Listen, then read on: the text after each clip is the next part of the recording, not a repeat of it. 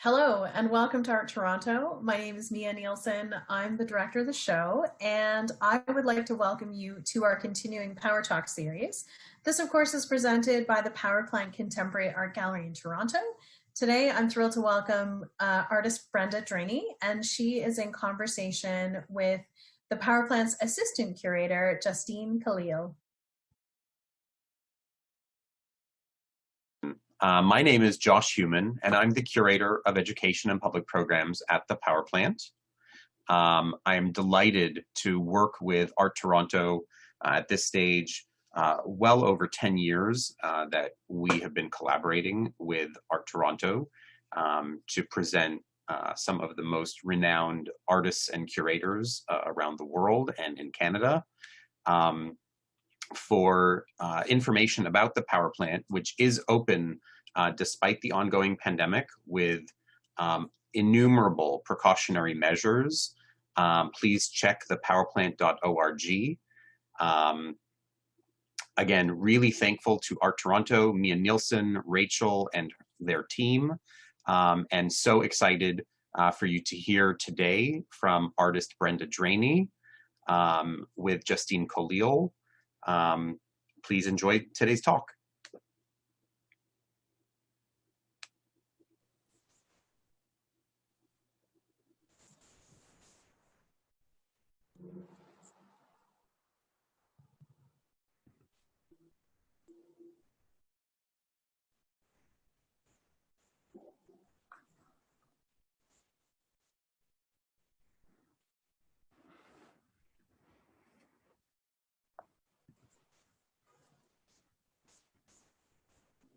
Oh, okay. I think we can start. Yeah. There we go. How are you, Brenda? I'm doing good. I'm doing good. It's so nice to see you. It is nice to see you. We were just I'm glad we had a little chance to chat a bit. Yes, yeah. And how is Edmonton? I heard you got a lot of snow last night. Isn't it crazy? It was like I was up really late the night before because there was like this idea that Biden was going to get to 270. And so I was staying up really late, and I finally couldn't stay up anymore, and I went to sleep. And it was like they called 270 for Biden and the snow came. Oh my gosh. It was very weird. So all day yesterday, it was like really kind of a cozy day. I mean, not a bad time to just be stuck inside watching election results, you know? Yes, exactly. It was kind of nice. Yeah. Especially when the election results were. Yes, thank God. Really, thank God. But this also means that, you couldn't be in your studio today. So I think you're doing this from your home. Is that right? Yes. Well, I got back from Germany, and then I had to quarantine for 2 weeks. So I've been kind of nesting in my house anyway, making some watercolor works here. Yeah, and actually I wanted to start by congratulating you on the recent exhibition at Deborah Shimoni Gallery in Munich. Incredible. Yeah, it was really wonderful. It's my first solo exhibition in Europe. Wow. And Deborah Shimoni Gallery is my first commercial gallery. So exciting. It was exciting, and it was really great because I was there for 2 months, and she really graciously, amazingly let me stay in her home. Wow. Yeah, and she's got, you're in Munich, so it's Bavaria, it's like beautiful, all the trees and everything, and she has this perfect garden. So the opening, everybody could safely sort of gather outside at that time. And of course, there's Foxy, her dog. So it was a really beautiful time. Not a bad place to be, really. Yeah, it really wasn't. And it opened, so the exhibition there opened on September 12th, is that right? Yeah, I think so. I'll take your word for it. Okay. I think it was the 11th, auspiciously. That was the time. Okay, yeah, a little auspicious, but it must have been beautiful in Germany at that time too, just like fall. Yeah, we were lucky. We had really good weather that day. It was really nice. I do want to talk about the work that you created for that show because it was an entirely new body of work. So I do want to get to that, but I kind of wanted to start actually by going backwards a bit, if that's okay. Yeah. So I just to give like a little bit of context, I first encountered your work in 2013 at the Art Gallery of Alberta when I was a gallery attendant there. That's And right. yeah, I mean, I really loved being a gallery attendant. It was great. And you were showing in the RBC Emerging Artist Gallery, I believe. Yes. And you were showing a body of work that is called Suspend, or the exhibition was called Suspend anyway. And it was a series of paintings that were prompted by the really devastating 2011 fire in Slave Lake, which Right. for people who don't know is like a small-ish city in northern Alberta, really close to Sawridge First Nation, which is where you're It's a from. town. I don't think. A town, I don't know. yeah. Is it a city? I don't think it's a city yet. Okay, No. I trust you. I think probably town is a better way to describe it. My hometown. Yeah. And so the show included depictions of kind of the fire and its aftermath, particularly lots of like numerous paintings of tents, which really, I think, spoke to the houselessness that's born of natural disasters. And here, what I'll do actually before we get into it too much is I'll share my screen so people can see. Oh, I'm on the wrong slide. Oh no. Oh no. There we go. Now we're at the start. So yes, it was a exhibition that showed kind of the aftermath of this really devastating fire.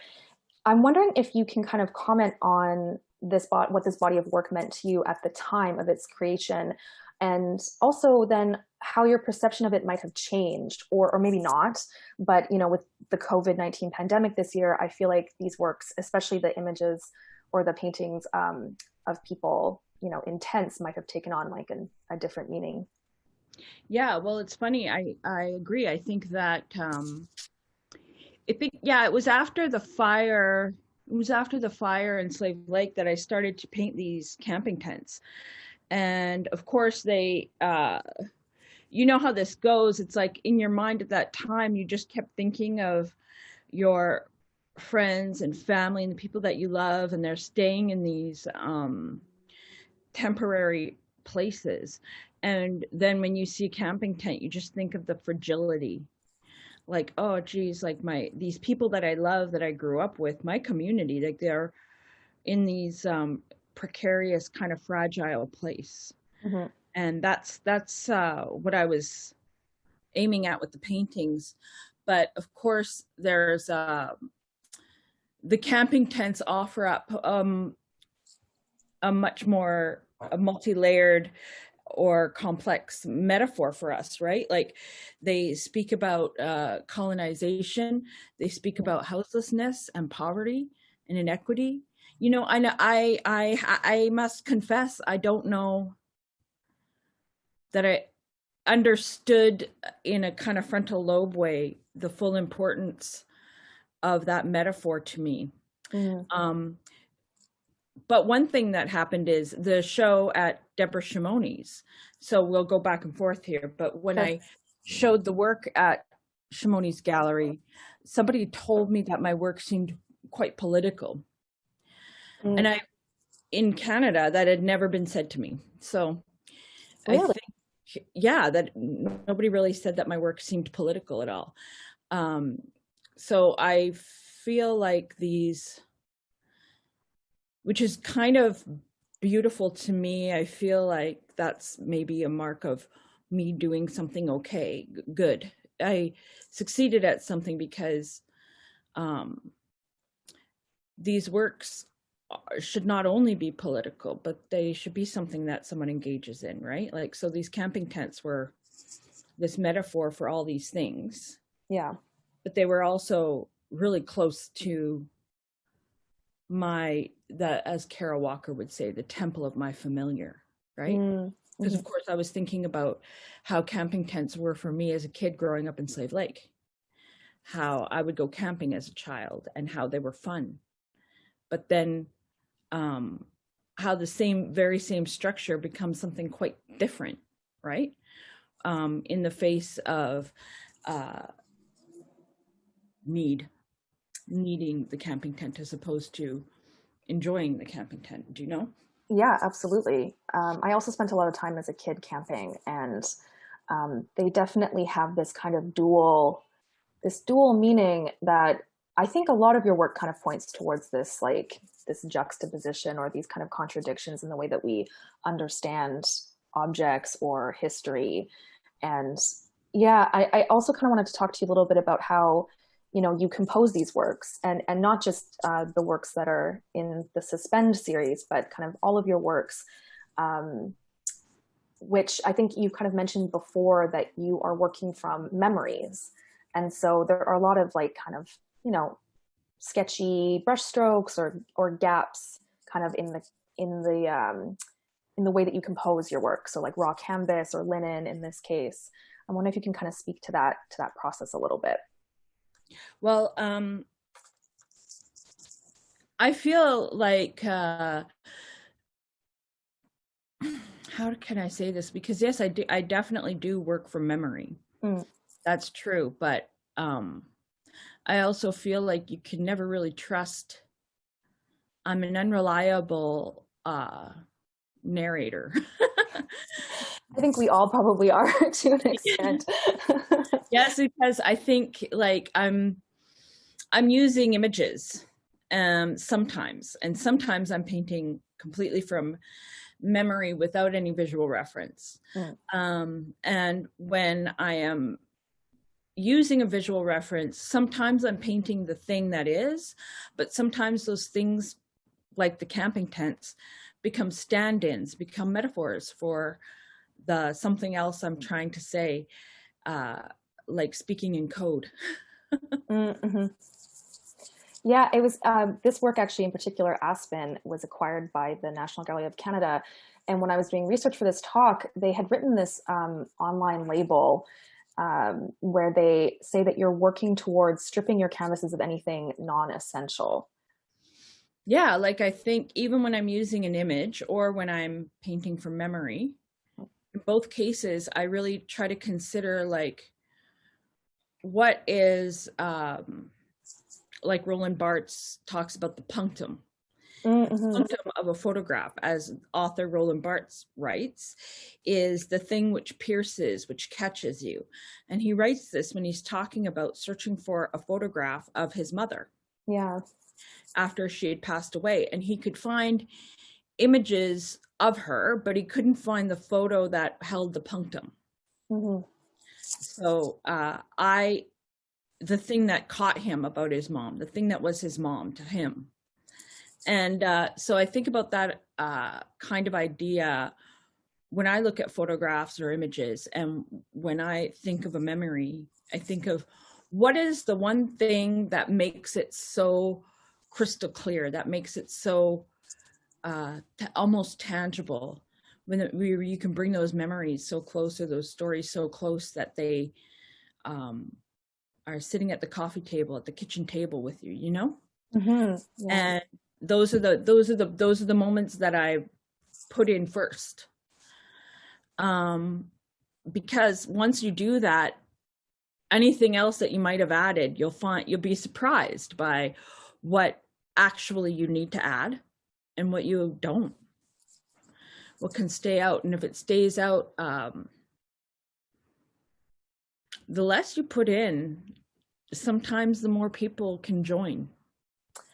Yeah, that's a really beautiful way of thinking about it. And sometimes when you don't put something in, sometimes it's absence, like a thing not articulated, not understood. It's like a mystery. And sometimes it's a secret when you've erased it, when you've consciously omitted it. So there's different reasons for the absences, I guess is what I'm saying. Yeah, that makes a lot of sense. And I also do think it's really quite poetic, you know, that this notion of kind of gaps in our memory, and how you've in some cases chosen to honor those gaps instead of trying to fill them in.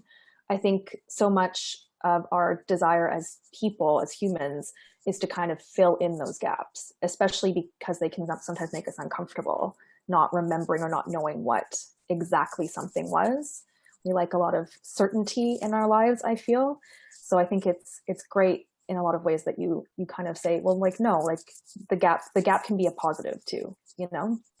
Well, one thing I've been thinking about a lot lately, it's an idea that keeps showing up in my mind, is this writing. I don't remember. It was the book was called The Water in Between, and that was by Kevin Patterson. And the beginning he has a quote by somebody else, Raban, Raban, his last name is. Anyway, this guy starts talking about the difference between people living in a landlocked place and people living on the shore, on the shore of the ocean. And he begins this writing. I'm paraphrasing. This is absolutely terrible to do. It's fine. But paraphrase away. But he's talking about cartographers. In the beginning, these cartographers that would trace the contours of a shoreline, and then that big blue expanse was the ocean. Right. And so people landlocked stay where all these things have been charted, right? But people who live on the ocean, who live on a shore, understand that that big blue expanse is the thing which must be crossed, whether by plane or whatever, it's the thing that must be crossed in order to have the journey. Right. And of course, it may go on and on and on without a terminus. Yeah. And you'll never get to see the entirety of it ever. Right. And I feel like if that's what the cartographers did, maybe that's a bit what I'm doing, is just sort of drawing the contours of a thing, which we can't. It's like Marina's Trench. It's like we can't know it. We can't understand it. So, but if I can at least give you the contours, then you can understand that which we don't understand, Yeah, you can make inroads into that which we don't understand. Or at least understand the contours of it, or at least know that there is a thing here that's much more complex and much more unknown to you. Yeah. Like, I think that's the thing. And it's just to remove a little hubris. Like, you come into the world and you don't know everything. You don't. And so here I'm going to draw. And you never will. I don't, and you don't. And yeah. That's actually a kind of nice segue into my questions about another body of work that you did that I really wanted to talk about, which you created. I guess you didn't create it while you were at Fogo Island doing the residency there in 2017, but they kind of came about out of this residency. So I guess for anyone who doesn't know, Fogo Island is this little tiny island off the coast of Newfoundland. And so like really what you're talking about, being on the edge of the world, so to say, like that's a great place to kind of get that feeling, because it's you on this tiny island and then it's just an expansive ocean and there's nothing in front of you really that you can see with the naked eye anyway. And so this body of work that you created titled Smelling Salts was subsequently shown last year at the Fogo Island Art Gallery from May to September. Right. And there was I just want to read this really beautiful kind of description of it from the curatorial statement, which was that these works, quote, unravel personal memories of time spent in the hospital and act as a reminder of the universal vulnerability inherent in our finite narratives, which I just think is like really, really beautiful.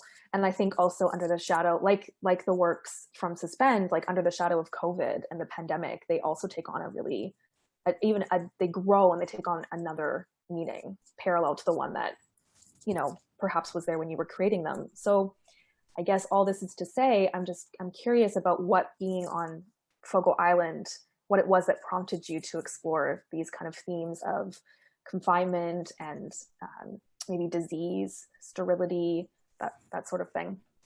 Yeah, well, I would say my mom was really sick is what happened. My mom was very sick in the hospital. She'd had quadruple bypass surgery. And then she had an infection that didn't allow for the proper pathway of healing in the hospital. So she wound up being in the hospital for 6 months. She's much better now. That's good. We're all happy to say. Yeah. But so during that time, I was going to the hospital every day, and was thinking about this and the way that the system and the structures of the hospital operated a bit or much like the tents in terms of the people using these systems and equipment only at their most vulnerable. And how you are supposed to put your, you know, your tender and most vulnerable body and mind and health and everything into these steel hard systems. And we've developed them to save lives, to help, to heal. And this is the best system we have. So I was grateful for it and it helped, but it's just another way that we can see the way systems work and the way that they don't. I mean, Fogo Island was really amazing. And I think also it was amazing, like, so my mom had gotten better, and then I went to Fogo Island for the residency, and I started to be able to think about it, what had happened with my mom, and think about what all those things meant. And so that was sort of the birthplace for some of the, for this body of work, Smelling Salts. And it's funny because usually when they have an exhibition there, they create a catalog. And so I had been asked to start like thinking a little bit about the catalog. So I had been, and then nothing moved on it for a while. And then the pandemic came. And I'm told now that there probably won't be a catalog for this exhibition. And because of the pandemic. I think just, you know, Fogo Island, Shorefast, like life went on, people do things, you know, but I think that I imagine what that catalog would have been like having been created after the pandemic. So when we see these hospital images that were displayed, that were exhibited before the pandemic and what they meant then. And then now after the pandemic, if we had created the catalog, so this pandemic had happened in between, like what would that have been like? And because how would this work show now? Like how would it be read or understood now? It's quite different. Yeah. Can you speak to how you feel that it's different from what it was when you created it? Well, I mean, I think that it's funny because I thought that the camping tents could be like this metaphor for colonization. And I thought about these metaphors for mass trauma of a forest fire too, right? So with the forest fire in Slave Lake, there was a fire and it destroyed about 40% of our town. And that's when I started to make these paintings about camping tents. And the idea was that, you know, a whole community had to go through this trauma. Yeah. And so when they come out on the other side, how do they negotiate it? How do they reconcile that this thing occurred in their lives?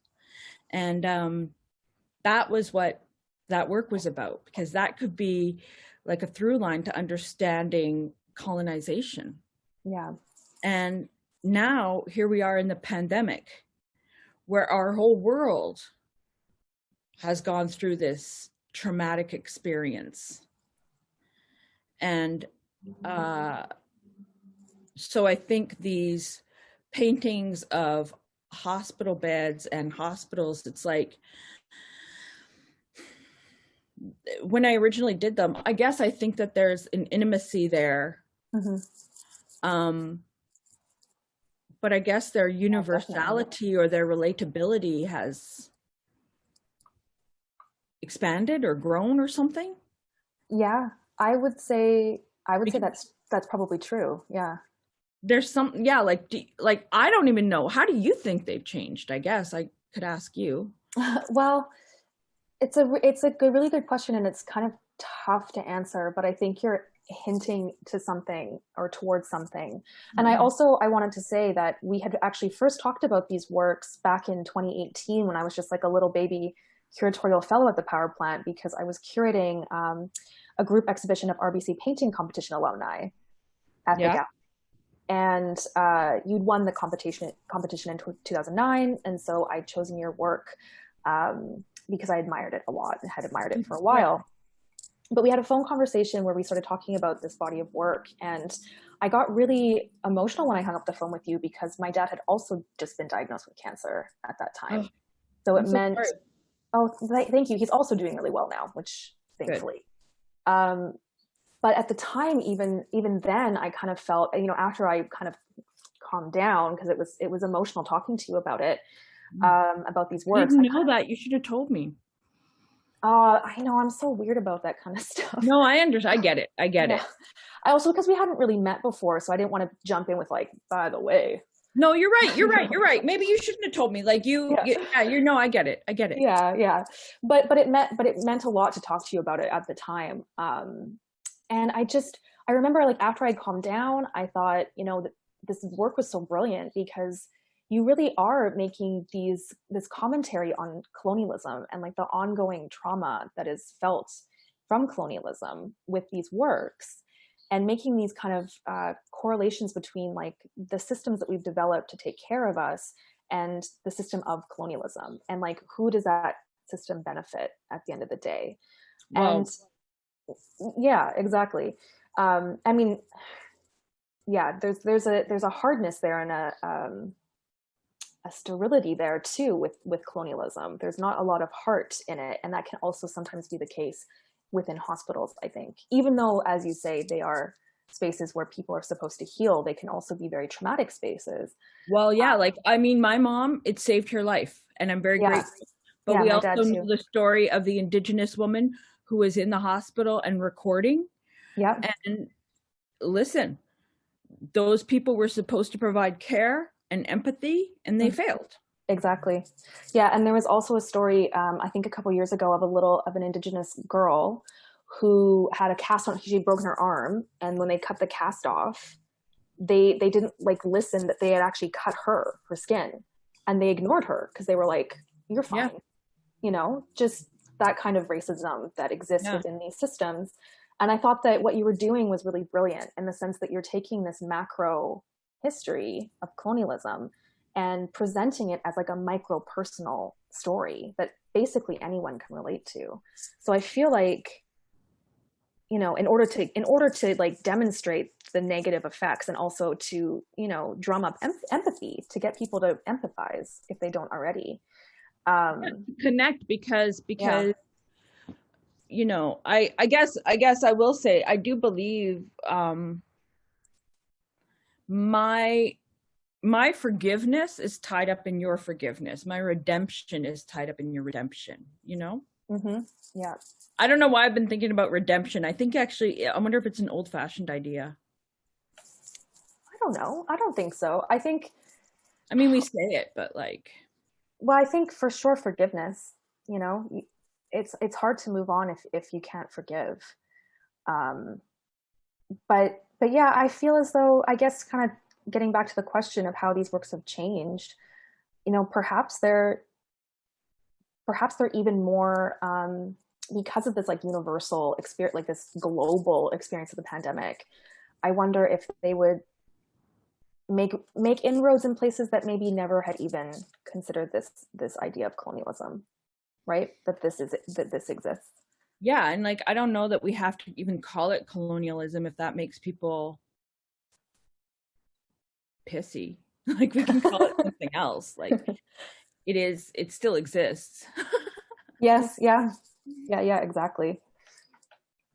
I also wanted to say that, and this is kind of moving towards the next work that I wanted to talk about. But being from the prairies myself, because I'm also from Edmonton, I see this really like expansive kind of prairie landscape embedded into your work, but also into the next work that I want to talk about, which is your site-specific installation at Grand MacEwan, which I really love. So I guess this idea of like the vastness that one kind of experiences in these sparsely populated, geographically remote, physically flat spaces. And I think it's interesting that Smelling Salts came to fruition during your Fogo Island residency, where again, there's a lot of vast kind of expanse. but also after you spent 3 years working on this public art commission for MacEwan University. So I'm kind of wondering if you can talk a little bit about how you arrived at the idea for Trapline. Well, it's funny because I would not call myself a prairie girl. That's fine. I would call myself a northern girl. I'm from the boreal forests of Lesser Slave Lake. Yes, you're much further north than me. That's true. But I do think that sparse population, that having space and thinking, those are the things that probably are aesthetics that I carry with me, that are a product of my upbringing. This piece, this trapline came about. There was a request for proposals to do a public art project for this building, and it is MacEwan University's Center for Art and Culture. And I am a graduate of MacEwan. I went there and for 2 years, it wasn't a university then. And I will say that Darcy Mallon was my instructor. I had amazing classmates, and it was a really formative and beautiful time for me. So that request for proposals for public art for this building was a heart project. It was important to me. And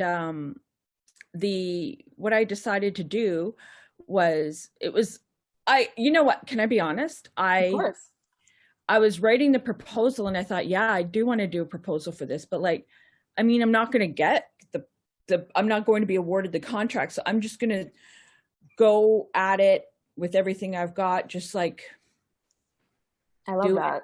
Yeah. And because I expected to hear a no. Right. So why not give everything? Yeah. So my idea was this idea that I would go to a trap line. My sister's father-in-law is a trapper, and he has trapline territory sort of by Lesser Slave Lake, where I'm from. And so in that kind of territory and that kind of land, and he inherited that territory from his father. So he's been there for a long time. He knows that land. He's a good steward of the land. And so I had this idea that I would go out there with him and I would learn and do sketches and do all of this stuff. So that's what I did. I wound up going on an ATV into this trapline territory, very dense bush, very dense foliage and forest or whatever they want to call it. And the bronze line you see adhered to the concrete floor stands trapline territory, the outline map of his territory. And then in the top right corner, you can see the hanging structural element.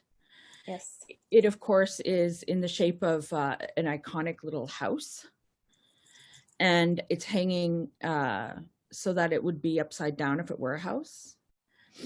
And it's hanging from a single brass cable from the clear story to about 11 feet from the ground. The side of the walls of this structure are in a wood that is indigenous to northern Alberta. And I thought,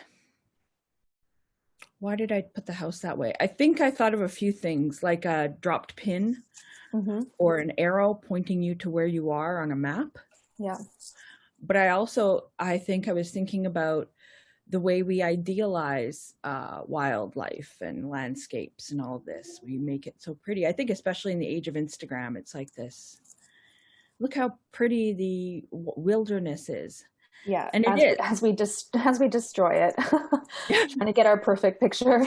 Yeah, and it is pretty. It is very, very. It was, and when I was out there, it was like so beautiful. Yeah, because you went for a full year at different seasons, right? Yeah.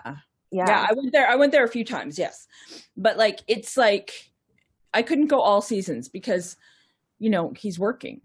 It's a working trapline territory. Yeah. But when I went out there with him, you quickly learn, it's beautiful. Take your shotgun, you know, because there's bears and there's Right. danger and it's not easy. And it wasn't, he had to have, okay, I'll say this, Stan had to have a lot of patience and a lot of care, and he was really generous to take me out there because I'm not, anybody from Slave Lake can tell you, I'm not amazing on an ATV. I can, I can drive one, but anybody in Slave Lake will tell you I'm a city girl. Yeah, I feel that. Yeah. So, it was, you know, I had to work up all my Slave Lake to get that done.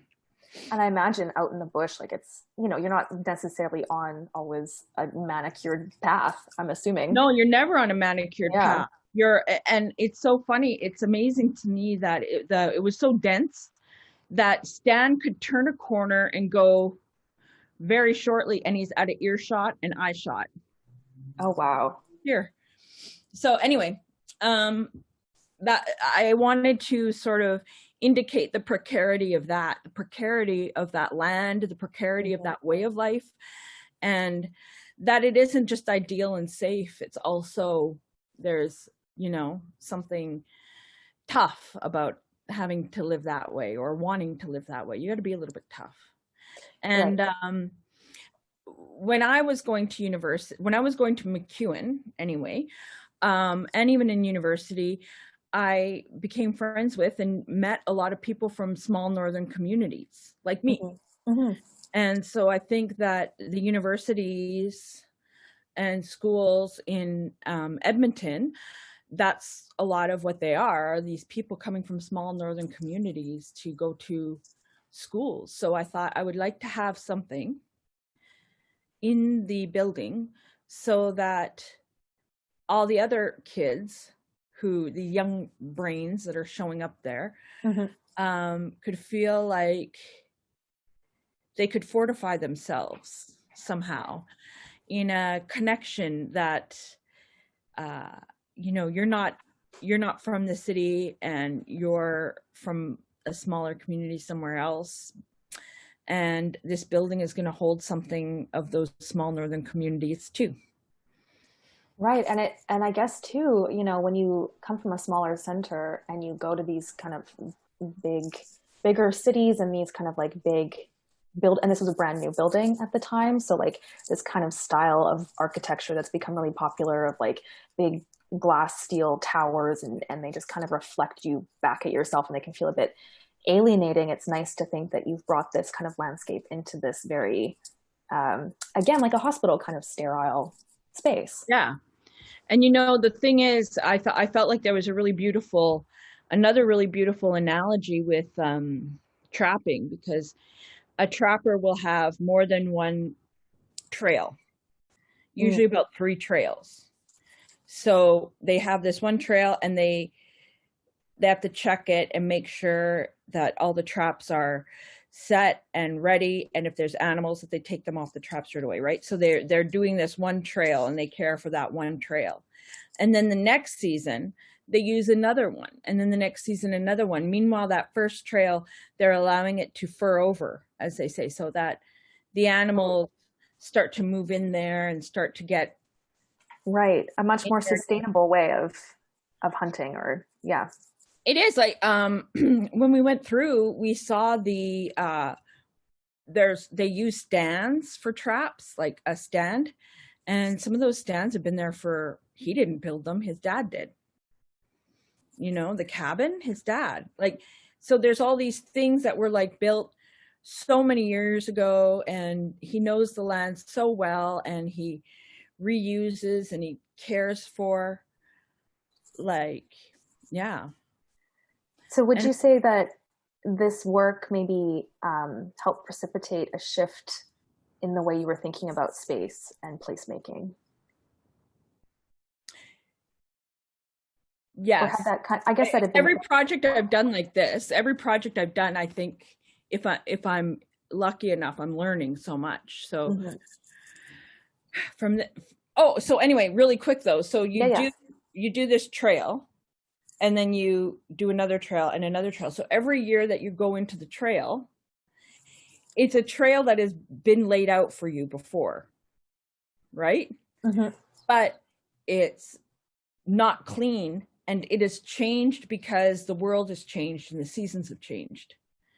So you still have to cut your own path, even though you're following that trail. Oh, and that's right? such a beautiful metaphor for university. Yeah. And so I thought that's perfect. That's exactly what it is. It's like, that's what we're asking you to do. It's like, there are things we understand and we know about engaging in a critical discourse about art, that we know about making art, that we know about all these things. But you have to carve your own trail through it. Right. Now, I can't even help you do that. I can just tell you roughly where it is. I can give you some tools and I can cheer you on. Yeah, exactly. Yeah. So I felt like that was a really beautiful kind of metaphor. And also it signals to me the importance of learning, and how that learning doesn't only happen in an institution. Yes, which is so important for people to, if they don't already know it, to either learn that or to remember when they're. We all know it, but then we forget it. Yeah, you're right. We forget it, or it gets kind of pushed out of us when we enter these systems. Well, yeah, because if you can, as my mom would say, use a bunch of $10 words, it somehow can give you confidence. And so you can put more importance on it than maybe you ought to. I don't know. Yeah, exactly. Or you can hide behind them as well. Yeah. I've always said that I spent the years after grad school feeling like an intellectual imposter. Yeah. That's funny. Like I felt like I was trying to pretend I had knowledge that I didn't, that I was supposed to have because I'd gone to grad school. And it takes sometimes, grad school is it can be a really transformative experience. It also can be very tough, but it sometimes takes years for that to sink in, like what you've learned. Or to get out. Yeah, exactly. Yeah. And to realize like what maybe you don't want to take away from grad school. Yeah. I think everyone expects things to be instant, especially nowadays. So it's good to be humbled and to remember that like it takes time to learn. Well, what they didn't tell me, what I don't think I realized until much later, is that learning is uncomfortable. Yes. And humbling. Yeah. So and it should be. Yeah. Yeah, but nobody told me that, No, nobody likes to talk about these things. No. But we can talk about them at least. I was also wondering if you could just say a little bit about the bronze that you used for this to outline the trap line, because we had a conversation about kind of how you're using this historically, like this material that is supposed to be to represent like grandiosity and like these sculptures that you see. Yeah, it's monumental. Yes, monumental, exactly. And but you're using it completely differently. Well, I don't know about completely differently, but I was thinking about monuments and the way that they operate. And while this was getting constructed in its final stages, we're bringing in the bronze and laying it onto the concrete. In the news, they were taking down all the statues. Black Lives Matter movement, ripping down all of these statues and monuments. And I had gone to this conference a few years before about monuments, and so I had just been that kind of thing had been on my mind. How do you create one iconic thing that might stand in for something?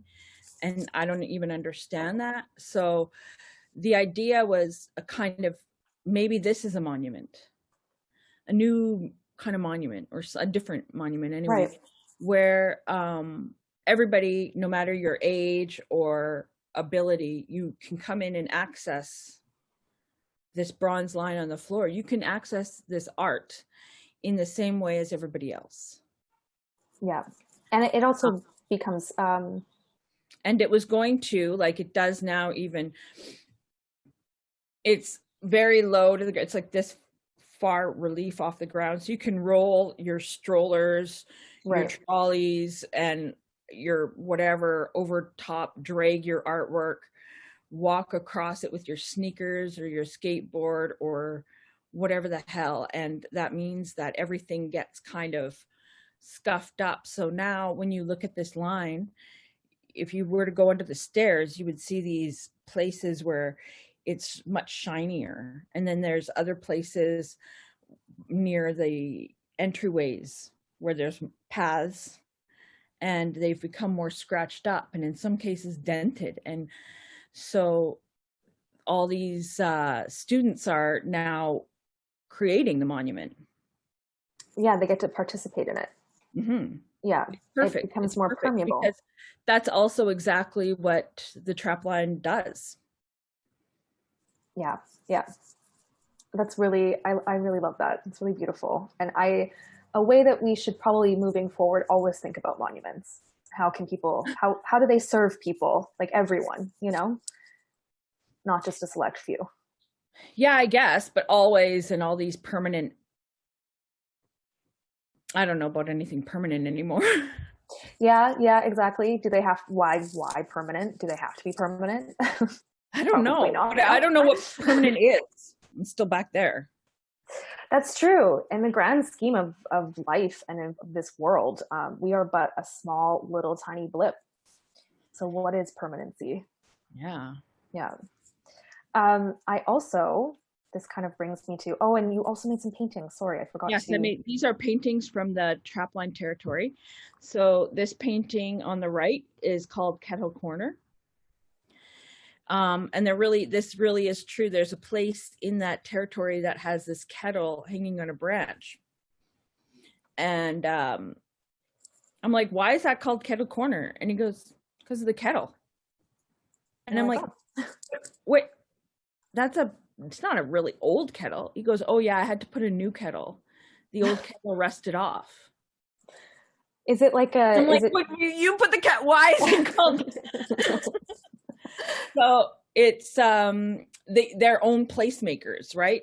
These are like portraits of a place that I don't recognize it, and maybe you don't recognize it, but that's his land. He's a steward of the land, man. Mm-hmm. So he knows this place like the back of his hand. And this, even on the left, this painting with the sort of, it's like a stand that he's built for another trap. Mm. And it's been there for a long, long time.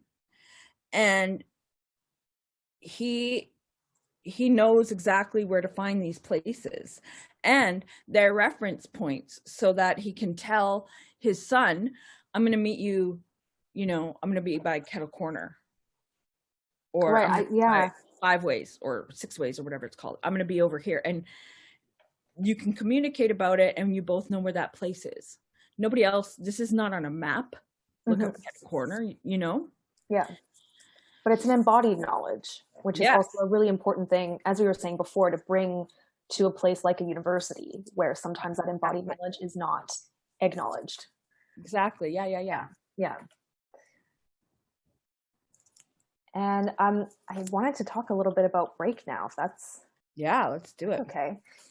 Because I found that, kind of like this, how you subvert expectations in terms of the materials that you're using in trapline, like the bronze, subverting the importance, the birch house, these like indigenous materials or these materials native to the area is now elevated above this bronze, not necessarily in importance, but, physically.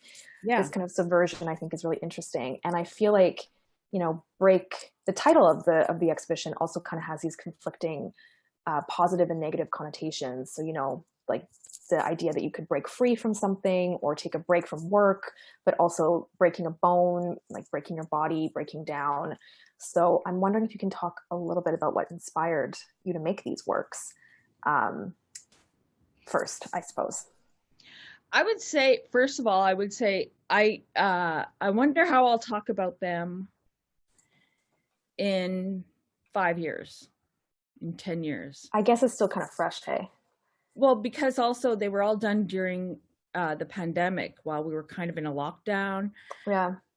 This is all during a time where it was just, there's like, I see 5 people or 3 people in my whole life during this whole time. You know what I mean? Yeah. And there is something about a precipice happening, like the swimmers standing on a precipice, like they're just standing on the edge of, and will they go in or won't they? And is it safe? And what's in there? What's in that water? Is that water okay?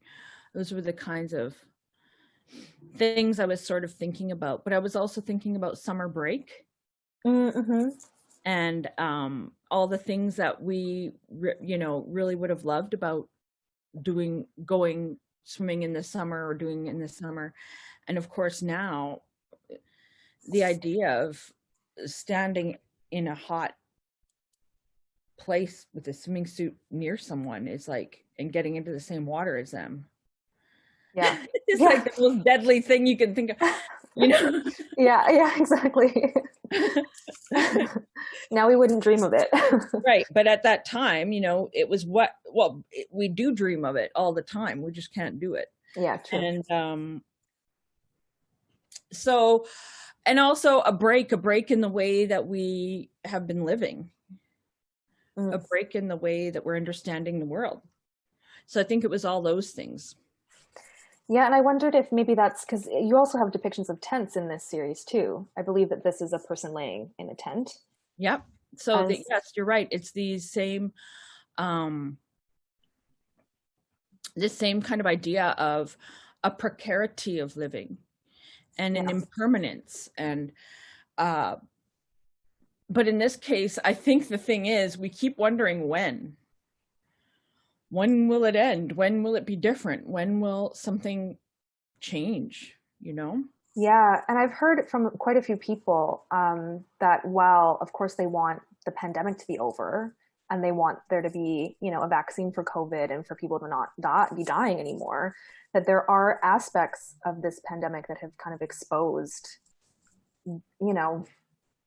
maybe that we had a really unsustainable way of life beforehand. Yeah. Yeah. And that perhaps we should kind of, instead of trying to go back to the way it was, we should think about going forward differently. I mean, they say that. Yeah. But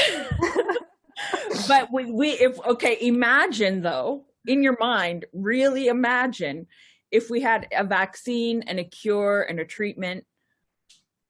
Oh yeah. I mean, everyone's just out and about again. That's it. There'd be so many people going like on a plane right now. Like, I gotta get to Greece. Yeah. Yeah. So I think that you're right that, maybe there were ways that we were living that were unsustainable and everything. But when I think of this pandemic, I think about how unevenly it is hitting us. Yeah, absolutely. That's the heartbreaker to me. Yeah. And because there's still so many people that are enjoying like a fine life despite the pandemic. Yeah.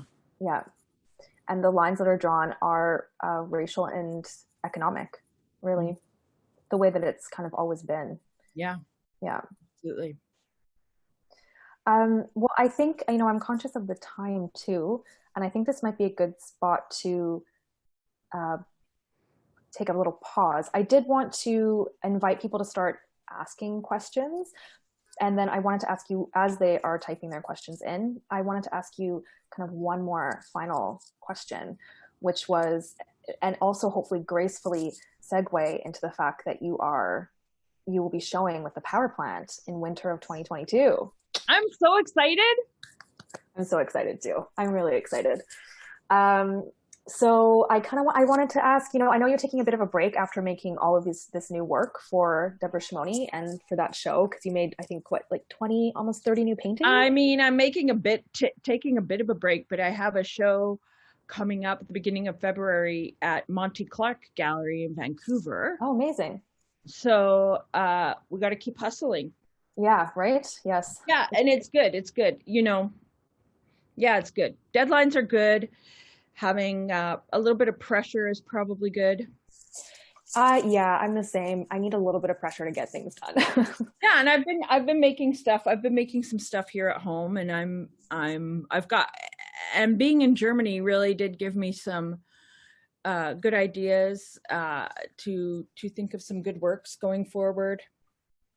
That's very exciting. It is exciting. I feel really happy, you know. Are you feeling amazing? I was when I was shortlisted for the Sobey Art Award. What year was that? Anyway, was it 2011? I think so, something like that. Yeah, yeah. But the Sobey family creating that award, I mean, how many lives did they change? Because they changed my life. Yeah, and they've made it even more money now since you won it. Yes, and I mean, when I won the Sobey, when I was shortlisted, I did not win the Sobey. When I was shortlisted for the Sobey Art Award. I was thinking RBC Painting Competition. No, Jeremy Shaw won the Sobey Art Award the year I was shortlisted. Right. I mean, have you met Jeremy Shaw? I haven't, no. Sweet as pie, totally brilliant. And anyway, so I was shortlisted for the Sobey. That allowed me to go to Fogo Island. That allowed me to have the show there. That turned into the Sobey Art Award, being shortlisted, turned into all of these other things, all these other good things. Like, I mean, I'm so lucky, you know. It's good. It's nice to hear you say that. I mean, you work incredibly hard, so you deserve all the accolades. You know, everybody works incredibly hard. This is true. Yeah, my mom worked incredibly hard when she was lifting freight at the bus depot. Yes, yeah, my mom too. My mom was she still is a nurse. She worked at the University of Alberta Hospital for many, many years in the burn unit. Oh, really? Yeah, not an easy job. No, I would imagine not. Yeah. Well, let's see if there's any questions in the audience. I think we have one. So Stephanie Beatty, a journalism student at Ryerson University, has a question, and she asks, how has the pandemic affected your sales and creative process? Okay. So what I will say about this sales. So the show at Deborah Shimoni was my first commercial gallery. And now I have another commercial gallery at Monty Clark. And this is a brand new, I'm just going to be really honest. They're brand new to me, and I'm really, I don't have a lot of knowledge about that. So I'm not an expert to ask. And I live a really good life, and I have the privilege of being able to do work, even if sales don't go like amazing, like I can still make and work and live. And how has the pandemic affected my creative process? Jesus, like, I don't know. I don't know how it might have affected my process. I think that I'll know afterwards. Although I'm still here and able to work, I have my own studio, so I don't have to, I can, even if there's a lockdown, I can still go home to studio and back. Is that an answer? Yeah, I think that's an answer. Again, it's kind of hard sometimes with these big life changes and upheavals to know how they affect you until sometimes years later. It takes a while to process. Yeah, absolutely. Well, if there's no more questions, and it doesn't look like there is, I think, we can say goodbye. Okay. But it was so nice to speak with you. Yes, it was good to talk to you too. Yeah, I'm really glad that we got to chat a bit more about your practice. Thanks so much for joining us. No problem. Well, I think then it just ends. That's it. It just ends. Thanks, everybody. Thanks for coming. Yes, thank you. Okay, bye, Brenda. Thanks also to Art Toronto and to Josh as well. They were excellent. They were beautiful. Beautiful. Bye. Bye.